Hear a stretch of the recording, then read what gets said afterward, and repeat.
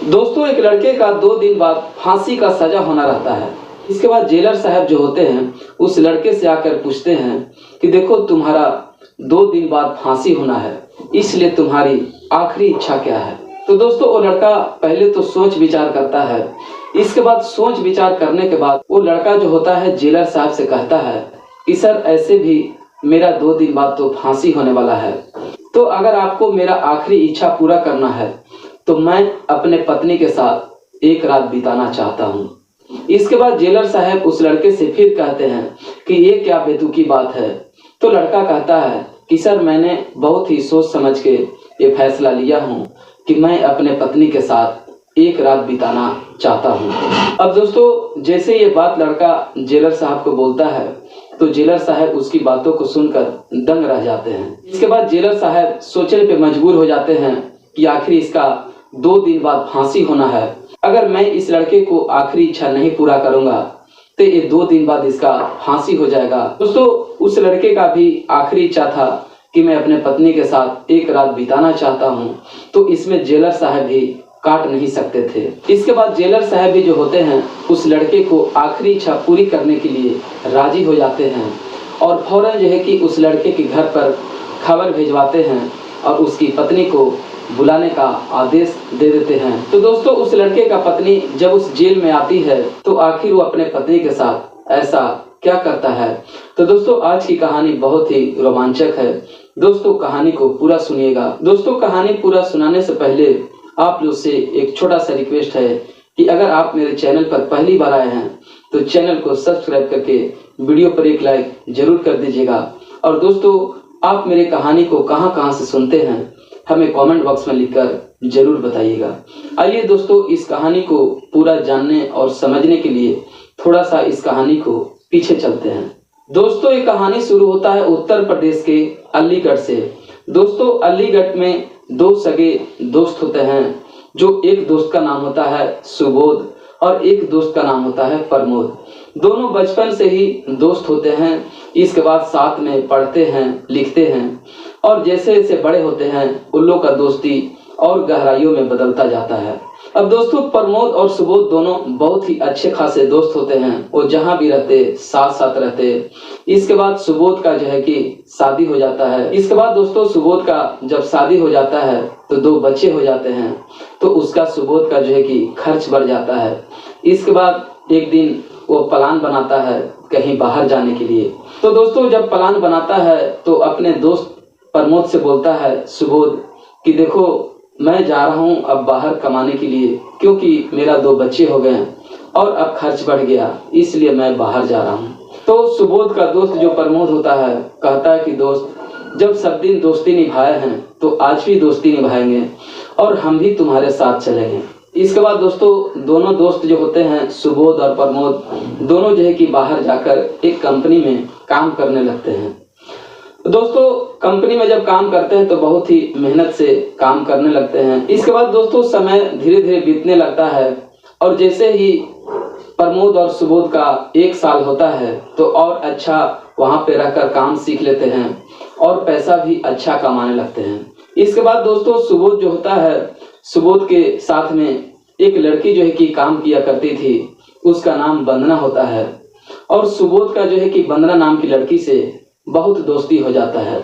इसके बाद उसके साथ रहना बैठना खाना पीना घूरना ये सब उसके आम बात हो जाता है, क्योंकि वंदना जो थी उस सुबोध को ही काम सिखाई थी और सुबोध भी बहुत देखने में अच्छा था और वंदना भी देखने में बहुत ही खूबसूरत थी। इसके बाद दोनों को बातें होते होते दोनों का दोस्ती हो जाता है। लेकिन दोस्तों ये प्यार नहीं, ये दोस्ती ही रहता है, क्योंकि दोनों में सिर्फ बात और विचार ही होता रहता है, किसी तरह का कोई प्यार मोहब्बत नहीं होता है। तो दोस्तों उसी कंपनी में जो सुबोध का दोस्त होता है प्रमोद भी काम करता रहता है और जब प्रमोद सुबोध को देखता है कि वंदना से बहुत ही मिलजुल कर रह रहा है और बात विचार कर रहा है तो प्रमोद को जो है कि मन में लगने लगता है कि हमारा दोस्त सुबोध जो है कि एक लड़की से प्यार कर बैठा है। तो प्रमोद जो होता है एक दिन अपने दोस्त सुबोध से पूछता है कि सुबोध तुमने तो बहुत अच्छी लड़की से प्यार कर रखे हो, कभी मौका मिले तो मुझे भी मुलाकात कराया करो। इसके बाद दोस्तों जैसे ये प्रमोद सुबोध अपने दोस्त को बोलता है तो सुबोध अपने दोस्त प्रमोद से बोलता है कि देखो यार, ऐसा कोई बात नहीं है, वो सिर्फ एक मेरा दोस्त है। और दोस्त इसलिए है कि वंदना ने ही मुझे काम सिखाया और सारा काम बताया, और मैंने आज जो भी काम सीखा हूँ वंदना की ही वजह से काम सीखा हूँ। और मेरा निगाह वंदना के प्रति ऐसा गलत नहीं है, इसलिए ऐसा बातें मत बोला करो, क्योंकि वंदना एक अच्छी लड़की है। सुबोध यही बात अपने दोस्त प्रमोद से बोलता है। लेकिन दोस्तों, ये बात जब प्रमोद को बोलता है तो प्रमोद को बुरा लगता है और अपने दोस्त सुबोध के प्रति उसका गलत नजरिया हो जाता है, और उसी दिन से सुबोध से नाराज रहने लगता है। इसके बाद दोस्तों, एक दिन वंदना जो होती है अपने दोस्त सुबोध से बोलती है कि सुबोध देखो, मैं एक दिन तुम्हारे रूम पे आना चाहता हूँ और देखना चाहता हूँ कि तुम कैसे रहते हो, तुम्हारा कैसा रूम है। तो उसका दोस्त सुबोध होता है वो मना नहीं करता है और कहता है कि ठीक है, जब ऐसी बात है तो आइएगा। और वहां पे वंदना बोल देती है कि मैं आज शाम के आऊंगा और आप घर पे रहिएगा। तो दोस्तों, प्रमोद जब ये बात सुन लेता है तो वो भी बना लेता है कि मैं भी पीछे पीछे जाऊंगा और मैं देखता हूँ कि सुबोध और वंदना में क्या चल रहा है और मुझसे क्या छिपा रहा है। इसके बाद दोस्तों, जैसे ही शाम का जब 4 बजता है तो वंदना जो होती है वो सुबोध अपने दोस्त के रूम पे चली जाती है, और उसी का पीछे पीछे सुबोध का जो दोस्त प्रमोद होता है वो भी वंदना के पीछे पीछे चले आता है। इसके बाद जब वंदना जो है कि सुबोध के रूम पे जाता है तो सुबोध वहां नहीं रहता है, क्योंकि सुबोध जो है कि अपने मार्केट चल गया था सब्जी लाने के लिए, और उसे ये बात पता नहीं रहता है कि आज वंदना 4 बजे टाइम दी है आने के लिए। इसके बाद दोस्तों, वंदना जब आती है तो सुबोध को नहीं देखती है, तो वो परेशान हो जाती है कि सुबोध आखिर गया तो कहाँ गया, क्योंकि वंदना को सुबोध ने 4 बजे का टाइम दिया था मिलने के लिए। इसके बाद दोस्तों, उसी का पीछे पीछे सुबोध का दोस्त प्रमोद आता है। इसके बाद दोस्तों, प्रमोद जो होता है वंदना के साथ बहुत ही गलत काम करता है, और गलत काम करने के साथ साथ वंदना को गला दबाकर बहुत ही निर्मम तरह से उसे हत्या कर देता है, और उसी बेड पे जो उसका दोस्त सुबोध का बेड होता है उसी बेड पे वंदना को रख देता है। इसके बाद जो प्रमोद होता है वहां से भाग जाता है, और भागने के बाद अपने ही मोबाइल से पुलिस को फोन करके सारा बात बता देता है कि इस जगह पे एक बॉडी पड़ा हुआ है। अब दोस्तों, जैसे ही सुबोध सब्जी लेकर जब अपने कमरे पे आता है, रूम पे आता है, तो वंदना को अपने बिस्तर पे लेटा हुआ देखकर बिल्कुल दंग रह जाता है और परेशान हो जाता है। वो सोचता है कि अचानक ऐसे कैसे हो गया। इसके बाद दोस्तों, जैसे ये कुछ सोचता समझता पुलिस जो है कि सुबोध को तुरंत जो है कि फौरन गिरफ्तार करते हैं और उसे जेल ले आते हैं। और दोस्तों, पूरे अखबार और पूरे उत्तर प्रदेश में जब सारे न्यूज चैनल पे जब ये चलने लगता है कि सुबोध नाम का लड़का एक लड़की के साथ गलत काम करके और उसके साथ उसे गला दबाकर मौत का घाट उतार दिया है, तो दोस्तों जगह जगह पे पूरा कंडिल मार्च निकलने लगता है। इसके बाद जैसे ये बात जज साहब के पास पहुंचता है तो जज साहब जो है कि उस लड़के को फांसी का ऐलान कर देते हैं। इसके बाद दोस्तों, जैसे ही उस लड़के का फांसी का ऐलान होता है, तो दोस्तों किसी का भी जब फांसी का ऐलान होता है तो उससे आखिरी इच्छा उसका पूछा जाता है, और इसके बाद जेलर साहब भी जो होते हैं उसे आखिरी इच्छा पूछते हैं कि देखो, तुम्हारा 2 दिन बाद फांसी होना है, इसलिए तुम्हारा जो भी आखिरी इच्छा है वो तुम बताओ।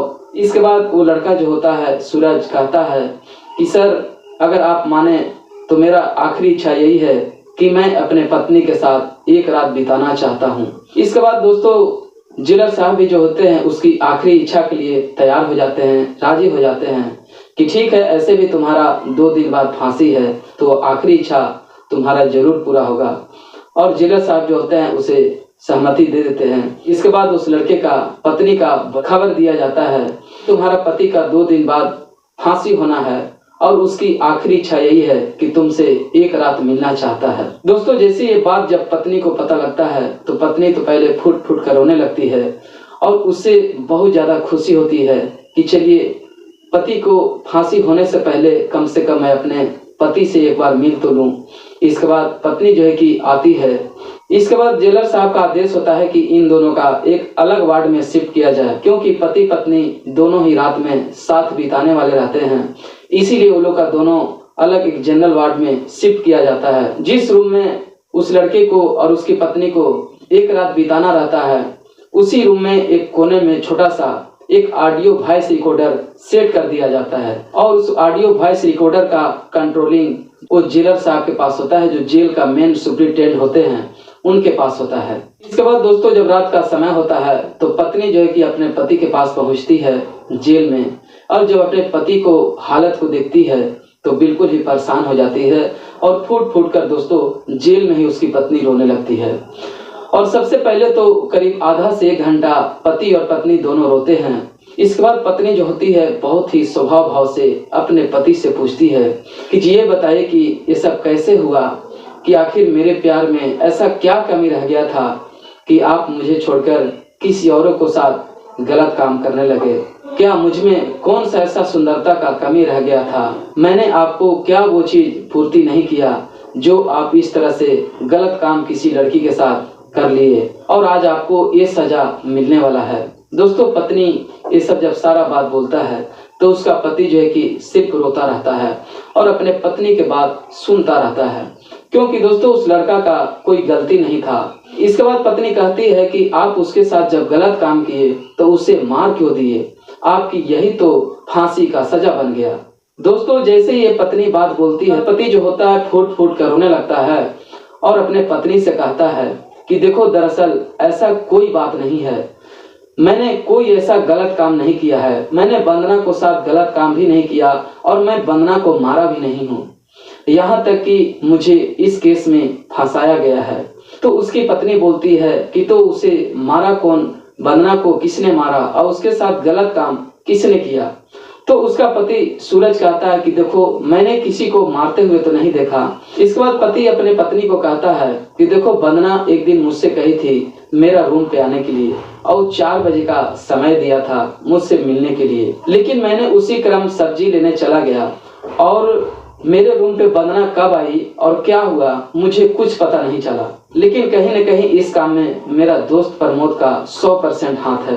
मैंने जब सब्जी लेकर आया तो देखा कि मेरा ही बेड पे वंदना लेटी हुई है और इसी दरमियान मैंने कुछ सोचता और समझता, तब तक मुझे पुलिस आता है और मुझे गिरफ्तार कर लेता है और गिरफ्तार करने के बाद मुझे जेल भेज देता है। और मैं तुमसे अब बताऊं तो क्या बताऊं, मामला बस इतने है। इसके बाद पति अपना पत्नी से कहता है कि पुलिस जो है कि सिर्फ हमें शक के आधार पे गिरफ्तार कर लिए क्योंकि वंदना मेरे ही रूम में थी और उसके साथ गलत काम भी हुआ था और उसके साथ गला दबाकर उसका मार भी दिया गया था। अब वंदना मेरे रूम में थी, इसलिए पुलिस का मानना है कि मैं ही वंदना को कातिल हूँ और दोषी हूँ। अब मैं क्या बताऊं तुमसे। इसके बाद सारा बात बताकर पति जो है कि अपने पत्नी को गले में लगाकर फूट फूट कर रोने लगता है। इसके बाद जैसे ही पति पत्नी ये सब बात करते रहते हैं और बोलकर रोते रहते हैं तो वॉइस रिकॉर्डर के माध्यम से जेल का जो प्रेसिडेंट होते हैं, जो हेड होते हैं, वो वॉइस रिकॉर्डर के माध्यम से सारा बात सुनते रहते हैं। इसके बाद जेलर साहब भी जो होते हैं वो भी रोते रहते हैं और वो सोचते हैं कि आज एक और बेगुनाह को फांसी का सजा सुना दिया गया है, इसीलिए उनके भी मन में ये बात चलता रहता है। इसके बाद दोस्तों जैसे ही सुबह का समय होता है तो पत्नी जो है कि जेल से आने लगती है तो पति एक बार उसका हाथ धर लेता है और पति अपने पत्नी से कहता है कि देखो कभी बच्चे पूछे कि तुम्हारे पापा कहाँ हैं तो इसके बाद अपने बच्चों को ये ना कहना कि तुम्हारे पिताजी का इस गलत काम से उन्हें फांसी का सजा हो गया है, नहीं तो हमारे बच्चे पे बहुत ही बुरा असर पड़ेगा क्योंकि मैं एक निर्दोष हूँ। इसके बाद दोस्तों सुबह होता है और वहां से पत्नी चली आती है अपना घर। इसके बाद दोस्तों जैसे ये बात जब सारा रिकॉर्ड हो जाता है वॉइस रिकॉर्डर के माध्यम से तो जेल का जो प्रेसिडेंट होते हैं, जो हेड होते हैं, जो सीनियर होते हैं, वो सारा बात रिकॉर्ड कर लेते हैं। इसके बाद दोस्तों जैसे ही सुबह का समय होता है तो जेल का जो अधिकारी होते हैं, जो प्रेसिडेंट होते हैं, जिनके पास वॉइस रिकॉर्डर रिकॉर्ड हुआ था, एक हाई लेवल मीटिंग बैठाते हैं और उसी हाई लेवल मीटिंग में उस वॉइस रिकॉर्डर को सुनाया जाता है। इसके बाद दोस्तों जैसे ही उस वॉइस रिकॉर्डर को सारे लोग सुनते हैं, वहाँ जज साहब भी होते हैं, आईपीएस होते हैं, अधिकारी होते हैं, इसके बाद राजनीतिक कुछ दल के नेता होते हैं और जब सारे बात जब सुनते हैं तो सुनने के बाद सभी लोग जो है कि हैरान और परेशान हो जाते हैं। उन्हें लगता है कि ये लड़का तो बिल्कुल ही निर्दोष है और एक निर्दोष आदमी को फांसी देना उचित नहीं है।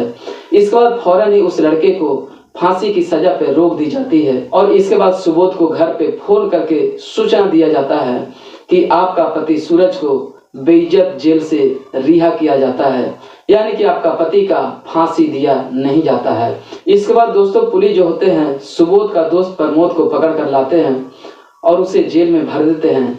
इसके बाद उसका भी कुछ दिन के बाद फांसी का ऐलान होता है और उसे फांसी हो जाता है। इसके बाद इधर सुबोध का जो है कि जेल से रिहा कर दिया जाता है। और दोस्तों जैसे ही सुबोध का जब घर में परिवार जब सुनती है कि हमारे पति का जेल से रिहा कर दिया गया है, उन्हें फांसी का सजा रद्द कर दिया गया है, तो दोस्तों खुशी का कुछ अलग ही माहौल हो जाता है। इसके बाद इधर प्रमोद का फांसी का ऐलान हो जाता है और उसे फांसी हो जाता है।